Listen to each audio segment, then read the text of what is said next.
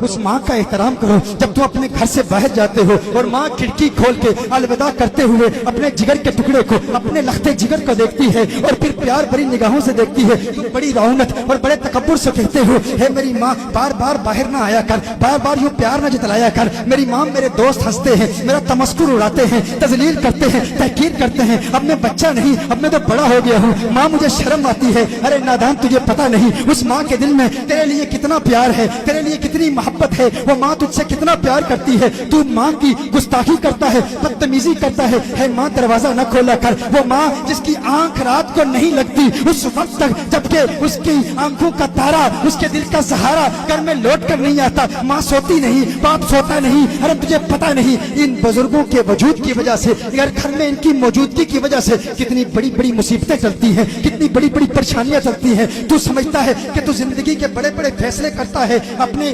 शऊर, अपने फहम, इल्म, आगही और इदराक की बुनियाद पर तू तरक्की हासिल कर रहा है, तू कामयाबी हासिल कर रहा है। नहीं, नादान इंसान जब अपने घर से जाता है, अपने लिविंग रूम में, अपने घर में, कमरे में उस बूढ़े बाप को छोड़ के चला जाता है, वो बड़ी हसरत बड़ी निगाहों से देखता है, काश मेरा बेटा चंद लम्हे मेरे साथ गुजारता, काश मेरा बेटा चंद प्यार भरी बातें मुझसे करता। वो तुझसे कुछ नहीं चाहता। हर चंद के वक्त गुजरने के साथ साथ जब बाप बूढ़ा हो जाता है, जब उसकी उम्र ज्यादा हो जाती है, तो वो बचपन की बातें रिपीट करता है। वो चाहता है बातें करे, वो चाहता है कोई बातें सुने। कभी कभी उसकी बातें गैर माकूल भी होती हैं, कभी कभी उसकी बातें नामुनासिब भी होती हैं। कभी कभी तू जिंदगी के 10 साल उसकी वही बातें बार बार सुनता रहता है, थक जाता है। अरे क्या ये पुरानी बातें करता है, मैं तो बड़ा हो गया हूँ, मैं तो कामयाब शख्स हूँ, मैं तो बिजनेसमैन हूँ, मैं तो स्पोर्ट्समैन हूँ, मैं तो डॉक्टर हूँ, मैं तो इंजीनियर हूँ। है वालिद मोहतरम, किसी और वक्त तुझसे बात करूंगा, लेकिन तुझे पता नहीं। कभी तू कहता है, अरे मेरे तो मुकदमे चल रहे हैं, फुलां से जंग है, इस बाप बूढ़े की बातें,